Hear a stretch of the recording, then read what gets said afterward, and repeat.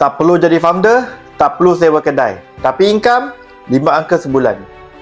Ramai fikir nak ada bisnes sendiri, kena ada kedai, kena jadi founder dan kena keluar modal besar. Hakikatnya, ada cara lebih mudah untuk jana pendapatan tanpa semua itu. Sebelum tu, sila follow, like dan share video ni supaya dapat manfaat kepada semua.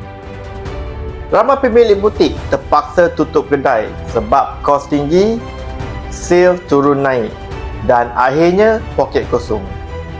Raya saja meriah, lepas tu poket sakit, badan penat, otak stres. Ini adalah kisah benar. Kawan saya dulu ada 2 butik, tapi semuanya tutup pasal PKP. Sekarang bisnes online, bekerja di rumah dan masih boleh menjana income besar. Tak perlu bayar sewa, tak perlu simpan stok, tak perlu pekerja pun.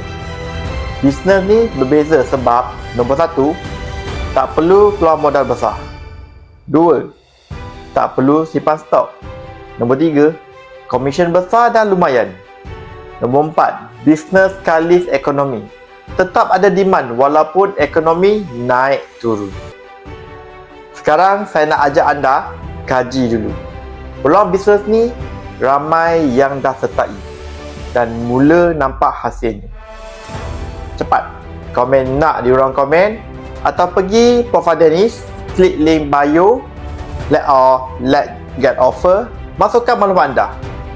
Dennis akan hubungi anda dengan segera. Jangan tunggu sampai terlambat. Let's join Dennis.